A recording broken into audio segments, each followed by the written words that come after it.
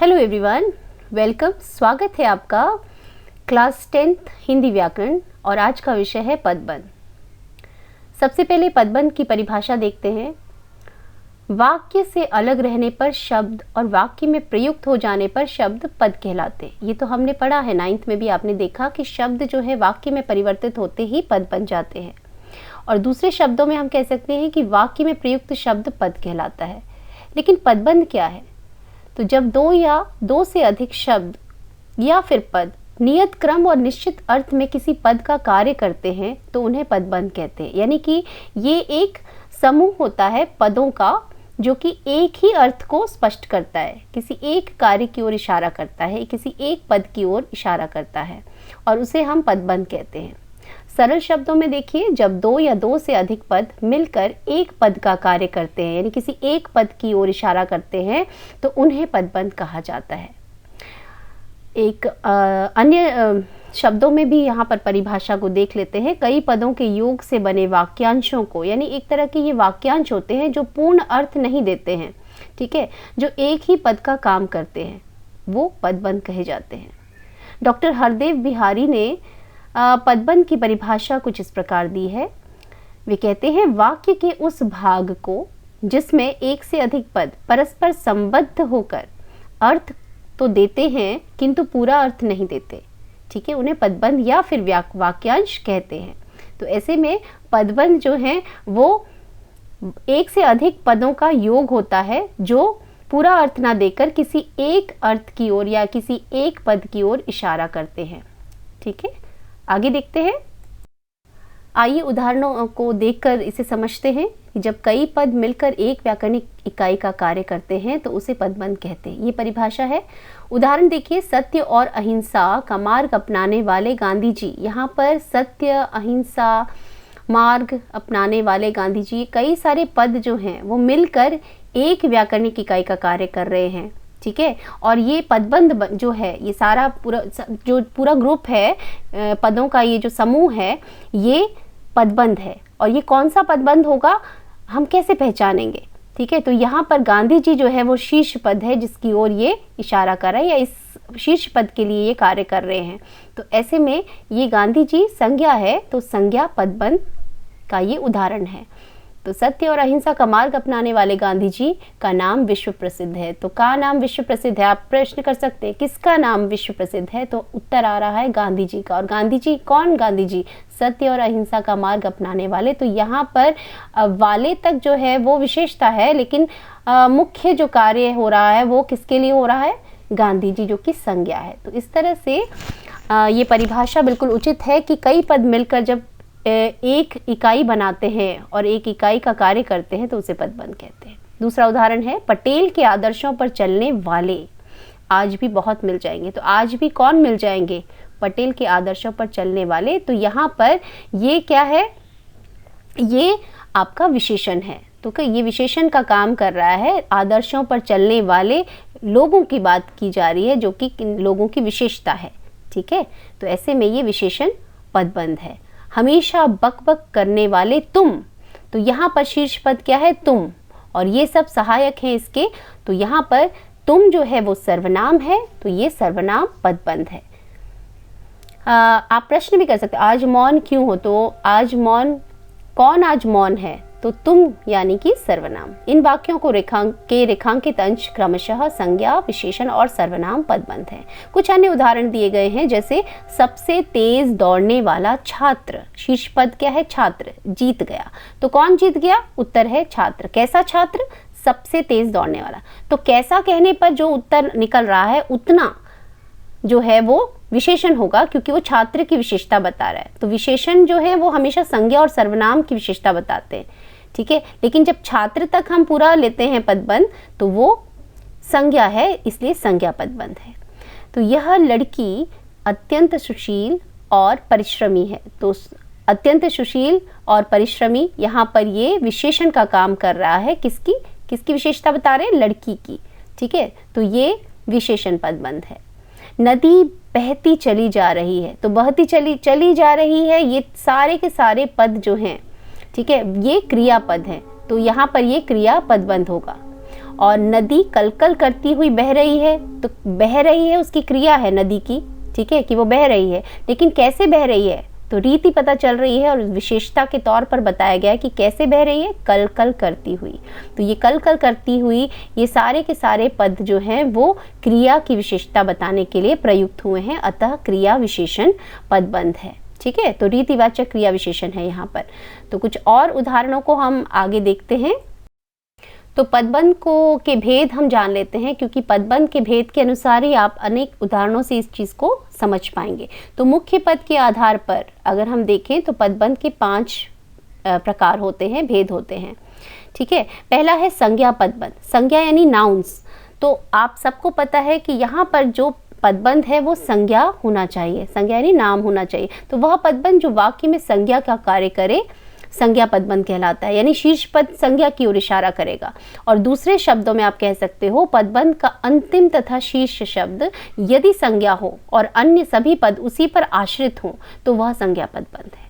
For example देखिए पहला उदाहरण, 4 ताकतवर मजदूर। तो यहाँ पर जो 4 ताकतवर मजदूर है तो शीर्ष पद क्या है, मजदूर। तो यहाँ मजदूर शब्द जो है वो संज्ञा है, और ये जो 4 है ये ताकतवर है, ये आश्रित हैं। जो किसकी बात कर रहे हैं, इस शीर्ष पद की ही बात कर रहे हैं। तो ऐसे में ये संज्ञा पदबंध है।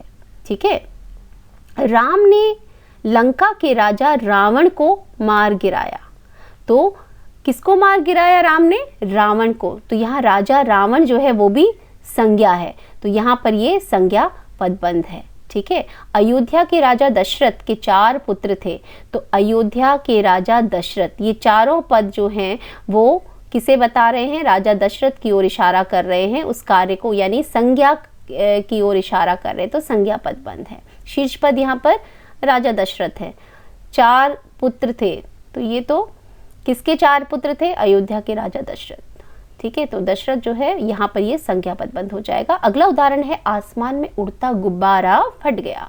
तो क्या फट गया, आसमान में उड़ता गुब्बारा। तो गुब्बारा शब्द जो है वो संज्ञा है, अतः संज्ञा पदबंध है।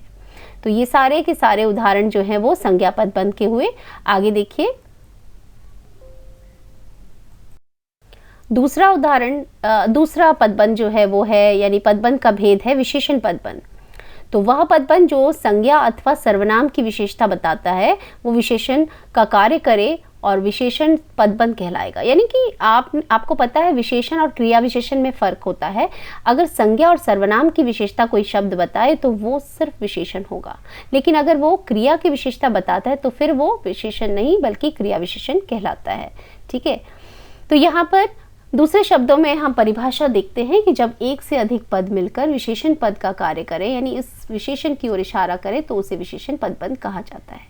फॉर एग्जाम्पल देखिए, तेज चलने वाली गाड़ियां प्रायः देर से पहुंचती हैं। तो यहाँ पर ये जो बोल्ड लेटर्स हैं, काले छपे हुए शब्द हैं, तेज चलने वाली, ठीक है, क्या, गाड़ियां। तो गाड़ियां जो है वो क्या है, वो संज्ञा है।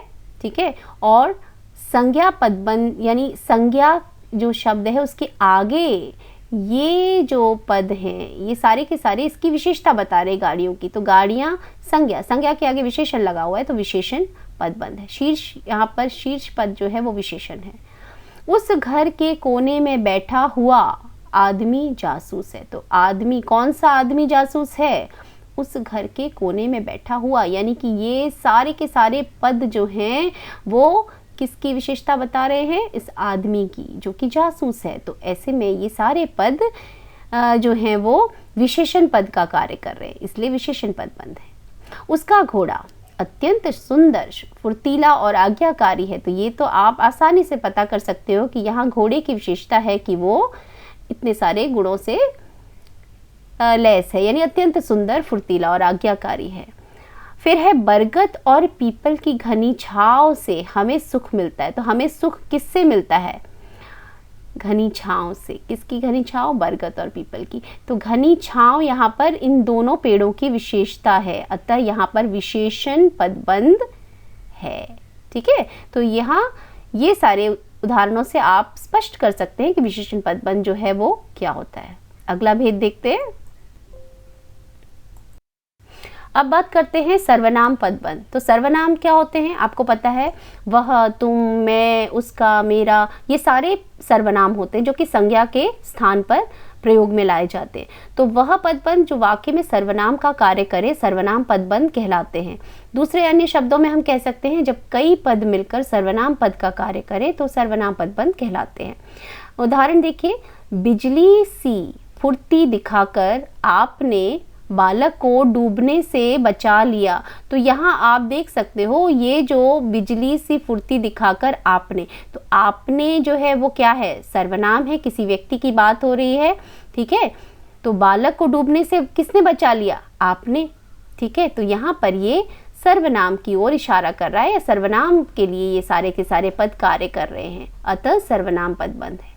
शरारत करने वाले छात्रों में से कुछ, अब यहाँ ये कुछ शब्द जो है ये भी सर्वनाम है। आपको पता है सर्वनाम में जो है निश्चित और अनिश्चित वाचक भी होते हैं। तो अनिश्चय में हमें नहीं पता होता है, चाय में कुछ गिर गया, या मुझे बाजार से कुछ लाना है, ठीक है, बाहर दरवाजे पर कोई खड़ा है। तो यहाँ इस तरह के जो शब्द हैं वो भी अनिश्चित वाचक सर्वनाम में जाने जाते हैं। तो ये सारे पद जो हैं इस सारे पदों, ये सारे पद इस कुछ शब्द जो है यानी कि कुछ सर्वनाम जो है इसके पर आश्रित है और इस शीर्ष पद की ओर इशारा कर रहे हैं। तो यहाँ पर ये सर्वनाम पदबंध है।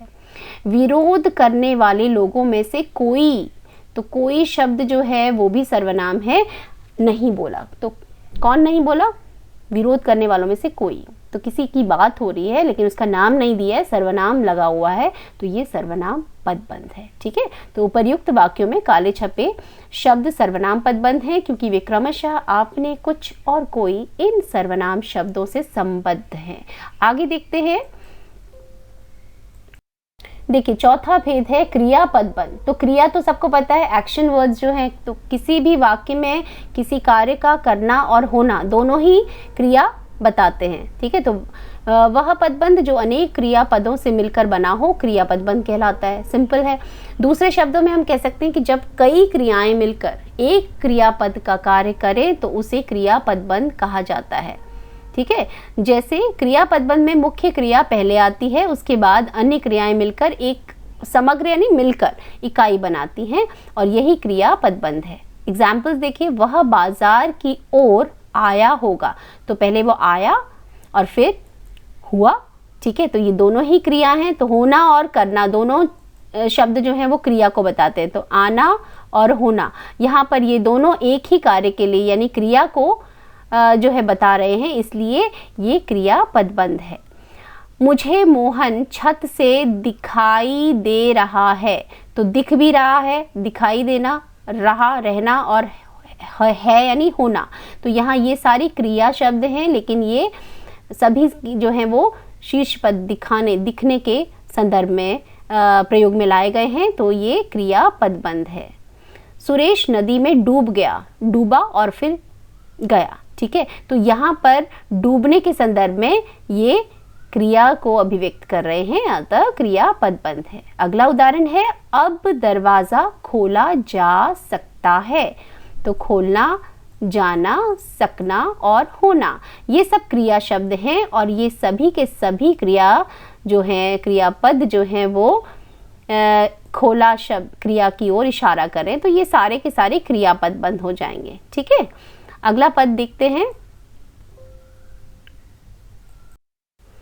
पदबंध का पांचवा भेद है क्रिया विशेषण या अव्यय पदबंध। अव्यय यानी अविकारी शब्द या पद।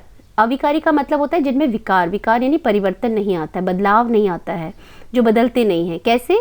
लिंग बदलने पर, वचन बदलने पर या फिर कारक चिन्ह, अगर इनको बदल दिया जाए तो इनमें कोई बदलाव नहीं आता। तो आपने क्रिया विशेषण शब्द पढ़े हैं जिन्हें हम एडवर्ब्स कहते हैं। फिर ऐसे ही संबंध बोधक है, प्रेपोजिशन जो कहे जाते हैं, ठीक है।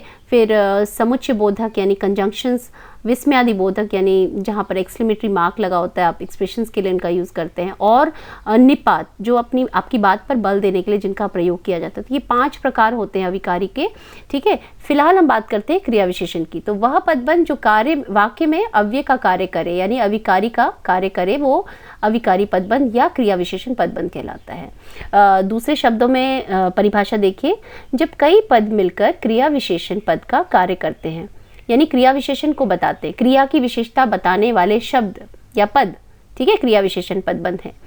यहाँ उदाहरण देखिए, हम कहते हैं अपने सामान के साथ वह चला गया, ठीक है। तो अपने सामान के साथ, तो सामान के साथ जो है ये जो पद हैं, ठीक है, ये क्रिया की विशेषता बता रहे हैं। वह चला गया, वह कैसे चला गया? सामान के साथ चला गया। तो जाना या चला गया, यहाँ जाने के संदर्भ में ये क्रियाएं लगी हुई हैं, तो यहाँ पर उस क्रिया की विशेषता बताई जा रही है। कैसे चला गया? सामान के साथ चला गया। तो ऐसे में ये जो पद हैं ये क्रिया विशेषण पदबंध है, ठीक है। अब दूसरा उदाहरण है सुबह से शाम तक। तो यहाँ पर वह बैठा रहा, तो वह बैठा रहा, कब तक बैठा रहा? सुबह से शाम तक। तो यहाँ बैठना उसकी क्रिया है और कब तक बैठा रहा ये समय का बोध करा रहा है। यानी कि क्रिया विशेषण का आपने पढ़ा होगा कि कालवाचक क्रिया विशेषण भी होता है। तो ये सारे के सारे पद जो हैं वो कालवाचक क्रिया विशेषण है। तो ऐसे में ये क्रिया विशेषण पदबंध होगा, ठीक है। तो इस तरह से क्रिया की विशेषता बताने वाले शब्दों को क्रिया विशेषण कहा जाता है और क्रिया विशेषण पदबंध की पहचान होती है। अच्छा, एक बहुत ही इंपॉर्टेंट चीज़ है, बच्चे कई बार गलती करते हैं। जैसे एक वाक्य है, हमने कहा कि कछुआ धीरे धीरे चलता है, ठीक है। आपको ऑप्शंस दिए गए हैं जिसमें कछुआ बहुत धीरे धीरे चलता है, और ऑप्शंस में है धीरे धीरे, बहुत धीरे धीरे, ठीक है। ये दो ऑप्शंस में से आप कौन सा सही मानेंगे जो कि क्रिया विशेषण पदबंध होगा? तो बहुत धीरे धीरे, इस ऑप्शन को आप सही मानेंगे, ये ज़्यादा उचित है। जो इसमें जो क्रिया हैं वो एक से ज़्यादा हैं और सबकी सब क्रिया विशेषण पदबंध का कार्य कर रही हैं, ठीक है। तो ये गलती कभी मत करना। अगर आपको दोनों ही दिए गए हैं तो वहाँ पर ज़्यादा प्रॉपर जो होगा वो कौन सा होगा? बहुत धीरे धीरे। नहीं है तो कोई बात नहीं है, आगे देखिए। तो आइए अपने विषय बोध का मूल्यांकन करें, असिस्ट करते हैं कितना आपने सीखा। क्वेश्चन है, निम्नलिखित प्रश्नों में रेखांकित पदों का पदबंध बताएं, ठीक है। तो पहला है, मेरा बेटा कल पटना जा रहा है। इस वाक्य में रेखांकित है मेरा बेटा। तो बेटा शब्द जो है वो शीर्ष पद है, ठीक है। कल पटना कौन जा रहा है? मेरा बेटा। तो बेटा शब्द संज्ञा है, इसलिए यहाँ पर आंसर होगा संज्ञा पदबंध। दूसरा क्वेश्चन है, अमन सुबह से शाम तक खेलता रहता है। तो खेलता रहता है, अमन खेलता रहता है कब तक? सुबह से शाम तक। तो खेलना उसकी क्रिया है और इसके आगे ये विशेषण का काम कर रहा है, क्रिया विशेषण पदबंध है, ठीक है। तो आपको ये भी ध्यान रखना है कि जहाँ पर तक शब्द आ जाता है वो फिर क्रिया विशेषण होता है, ठीक है। ये शॉर्टकट आपको समझा रही हूँ। तो नेक्स्ट देखते हैं आगे। देखिए थर्ड क्वेश्चन है, राकेश रात में पंखा बंद कर देता है। तो यहाँ पर जो क्रिया है वो है बंद कर देता है। ये सब पद जो है वो क्रिया को बता रहे, क्रिया पद हैं सारे के सारे। तो ये हो जाएगा क्रिया पदबंध। अगला है, रोहन पढ़ाई करने के बाद अपने पापा के ऑफिस